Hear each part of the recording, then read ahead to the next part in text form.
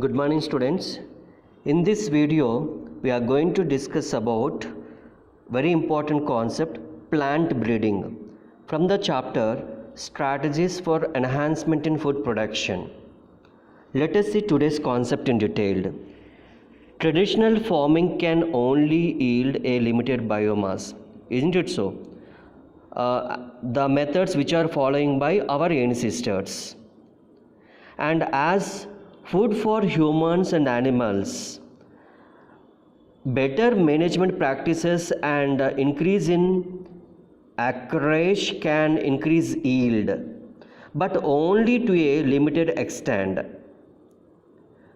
Plant breeding as a technology has helped increase yields to a very large extent.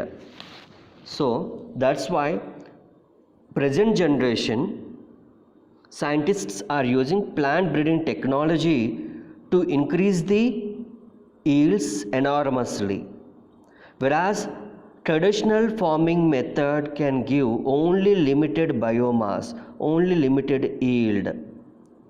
Understand? So in India there is an important program named as Green Revolution, which was responsible for our country to not merely meet the national requirements in food production, but also helped us to even to export the grains to other countries. In such a way, Green Revolution played a great role in our India, started by Dr. M.S. Swaminathan. So this Green Revolution, which was started by Dr. M.S. Swaminathan, he is popularized as father of Green Revolution. This point is very important for theory exams. Please make a note of it. Next, Green Revolution was dependent to a large extent on plant breeding techniques for development of high yielding and disease resistant varieties in crops like wheat, rice, maize, jowar, etc. So plant breeding plays a major role to increase the productivity in the whole country. First of all, we should know what is meant by plant breeding in detail. Let us see in detail regarding plant breeding. Plant breeding is the purposeful manipulation of plant species in order to create desired plant types that are better suited for cultivation. Understand? And give better yields and are desired resistance to different kinds of diseases. Understand? So plant breeding technique is a purposeful manipulation of plant species growing in large scale for better yields, and as well as disease resistance also has to be absorbed in that plant breeding program. Okay, so conventional plant breeding has been practiced for thousands of years, like early man time onwards, our grandparents, grandparents onwards. Since the beginning of human civilization, this was happening, continuing. So records for this evidence of plant breeding dates back to 9,000 to 11,000 years ago. See, such a great history is there for plant breeding program. Okay, many present day crops are the result of domestication in ancient times only. You know students, in ancient times the domesticated crops like rice, wheat, maize, etc. once upon a time they are also wild varieties, but early man identified that they are useful for our daily diet and started domesticated, and after domestication they became as now general domesticated crops. Understand? So today all our major food crops are derived from domesticated varieties only. Understand? So classical plant breeding involves crossing or hybridization of pure lines. This is important technique. followed by artificial selection to produce plants with desirable traits of higher yield, and nutrition and resistance to diseases also should be observed in that plant breeding program. With advancements in genetics, microbiology and tissue culture, plant breeding is now increasingly being carried out by using molecular genetic tools in present days in the India and as well as in the whole world also. If we were to list the traits or characters that our breeders have tried to incorporate into crop plants, the first we would list would be the increased crop yield and improved quality only. Understood, students? So, increased tolerance to environmental stresses should be observed, should be practiced by the scientists. Then what about environmental stresses like high salinity, extreme temperatures, drought, etc. comes under environmental stresses. You can see on the screen production of new hybrids through plant breeding technology which were meant for all these favorable characteristics, like they should tolerate to environmental stresses like high salinity, extreme temperatures, drought, etc. Even resistance to pathogens like viruses, fungi, bacteria even should be observed in those new hybrids which we are producing through plant breeding technique. And increased tolerance to insect pests would be one more list to be added to this. Understand? So plant breeding program are carried out in a systematic way worldwide. In government institutions and even commercial companies also. Okay, the main steps in plant breeding there are many. The plant breeding steps are genetically variety of crops can be seen even. What are those different steps can be observed in this aspect? First step, collection of variability. Students, what is meant by collection of variability? Genetic variability is the root of any breeding program. Please remember it. So that's why we should select the crops which are genetically strong enough. In many crops, pre-existing genetic variability is available from wild relatives of the crop. Collection and preservation of all the different wild varieties, species and relatives of the cultivated species also can be done, followed by their evaluation for their characteristics.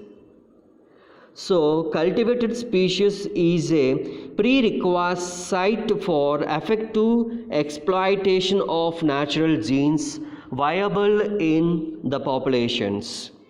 So, the entire collection of plants, seeds having all the diverse alleles for all genes in a given crop is called germplasm collection. What is meant by germplasm collection? This is important question for 1 or 2 marks category also. Let me explain this question in short detail. The entire collection of plants and seeds having all the diverse alleles for all genes in a given crop is called as germplasm collection. So this is the first step, collection of variability. So we are collecting variable seeds and plants through a method called as germplasm collection. Hope you understood. Next, second step, evaluation and selection of parents. Let us see about this step. The germplasm which we have collected in the first step, the germplasm is evaluated as so to identify plants with desirable combination of characters. The selected plants are multiplied and used to the process of hybridization. Understand? So pure lines are created wherever desirable and possibilities present in the plant breeding program. So in the second step, evaluation and selection of parents, the germplasm should be evaluated very carefully. Understand? Next, third step, students, let us see what it is. Cross hybridization among the selected parents. Suppose we have selected A parent and B parent, we should undergo cross hybridization. Let us see what the step is saying to us. The desired characters have very often to be combined from two different plants or parents also. For example, high protein quality of one parent may need to be combined with the disease resistance from another parent.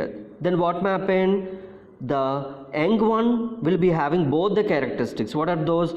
One is a high protein quality, next disease resistance from pathogens. So this is possible by crossing hybridizing the two parents to produce hybrids that genetically combined the desired characters to as a one single parent. This is a very time consuming and tedious process, since the pollen grains from the desirable plants chosen as male parent have to be collected and placed on the stigma of the flowers selected as female parent. This should be done manually. So about this one we had a discussion in chapter 2, sexual reproduction in flowering plants, emasculation process. We need to identify the plant which is having strong pollen grains. Those pollen grains must be collected and dusted on the stigma of same flower or another flower. The process is called as emasculation, and or else to avoid the further pollination process, the stamens can be also removed in a bisexual flower if the plant is bisexual or if the flower is bisexual. Understand? Please underline. Next, also it is not necessary that the hybrids to combine the desirable characters. Usually only 1 in few hundred to 1000 crosses shows the desirable combination. Remember it, it is very important point. Next, fourth step, selection and testing of superior recombinants. You can see on the screen, selection and testing of superior recombinants. This step consists of selecting among the progeny of the hybrids those plants that have the desired characters combination. The selection process is crucial to the success of the breeding objective and requires careful scientific evaluation of the progeny is very important here. That is doing by the scientists. On the screen you can notice it, you can see very clearly. This step yields plants that are superior to both the parents. Very often more than one superior progeny plant may becomes available. Understand? So these are self-pollinated for several generations till they reach a state of uniformity. The uniformity phenomenon is called as homozygosity. We learned this concept even in first PC also. So that the characters will not segregate in the progeny. Understood? So last step in this plant breeding, testing, release and commercialization of new cultivars. The newly selected lines are evaluated for their yield and other agronomic traits of quality. Disease resistance also should be tested actually. After testing that only they are releasing into society. So this evaluation is done by growing these in the research fields. Okay, and the research field you can see on the screen, they are doing test. After doing the test only they are releasing into the society. This evaluation is done by the growing these in a research fields or recording their performance under ideal fertilizer application.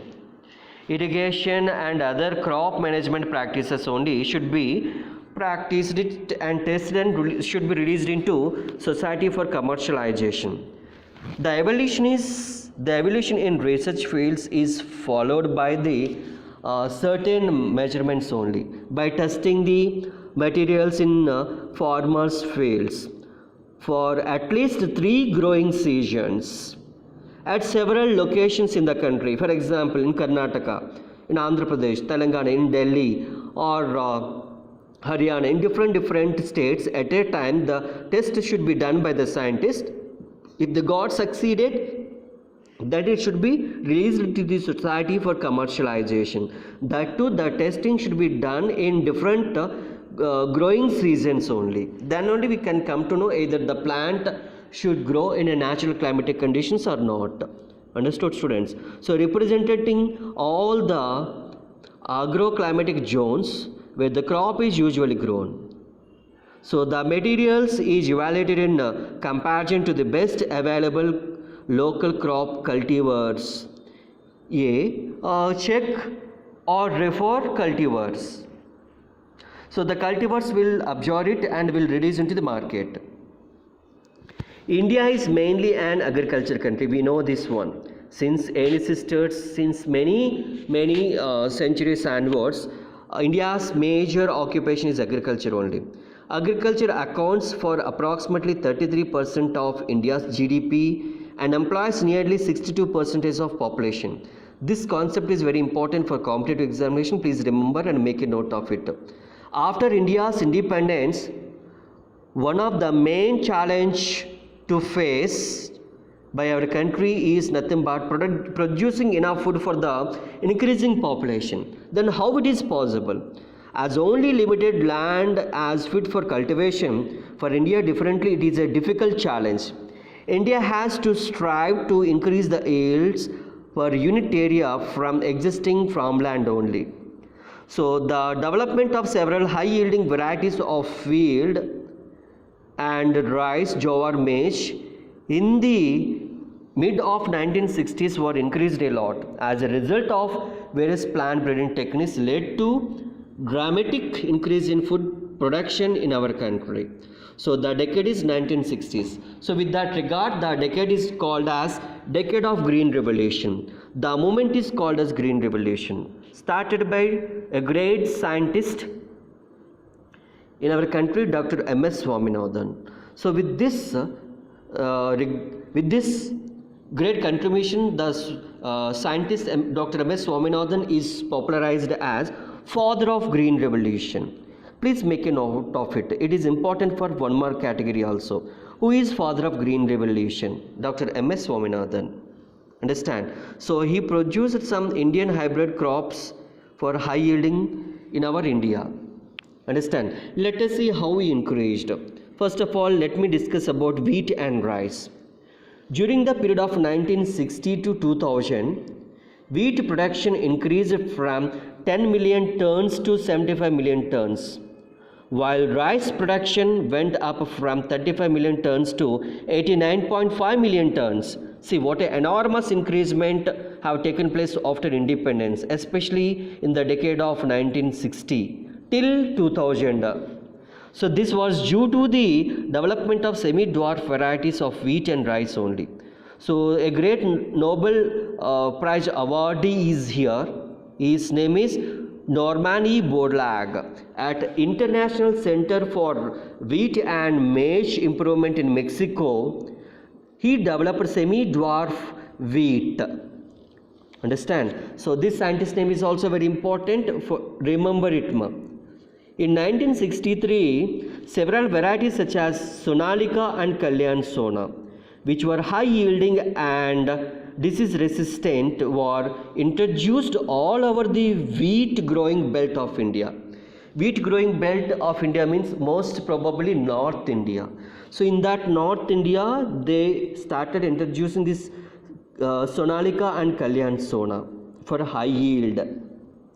So semi-dwarf rice varieties were derived from IR8, developed at this variety is developed at International Rice Research Institute, shortly called as IRRI, located at Philippines, and Taichung Native 1. It is from Taiwan. So the semi-dwarf rice varieties were derived from IR8, which is located in Philippines, and Taichung Native 1, which is located in Taiwan. This concept is also very important for competitive examinations. Please remember, students. So the derivatives were introduced in 1966 exactly. 1960 is a common decade, but exactly in 1966. So later better yielding of semi-dwarf varieties such as Jaya and Ratna were developed in India. Those Jaya and Ratna varieties can be seen on the screen, students. Next, about sugarcane, students. Sugarcane, a scientific name Saccharum barberry, was originally grown in North India but had poor sugar content and yield also very poor. Tropical sugarcanes grown in South India, scientific name is Saccharum officinarum, had thicker stems and higher sugar content, but it is not growing in North India. See the different characteristics of these two different sugarcane varieties. So these two species were successfully crossed to get sugarcane varieties combining the desirable qualities of high yield. So thick stems, high sugar content and ability to grow in the sugarcane areas of North India can be observed. All these better qualities in one sugarcane plant only, produced by crossing these two sugarcane varieties. One is Saccharum barberry, which is originally grown in North India. Second one is Saccharum officinarum, which is growing in South India. Understand? Next, students, one more important one here about millets. You can see on the screen different millets plants. Hybrid maize, jowar and bajra have been successfully developed in India. By whom? By Dr. M.S. Swaminathan only. Hybrid breeding have led to the development of several high-yielding varieties, and not only for a high yield, even for resistance to different diseases, even water stresses, etc. So these were semi-dwarf varieties produced by great scientists in our India, Dr. M.S. Swaminathan, and in the total world means a Nobel Prize awardee, Norman E. Borlaug. Understand? So students, with this concept I conclude this video. Hope you understood. We will continue another concept in the next video. Thank you one and all.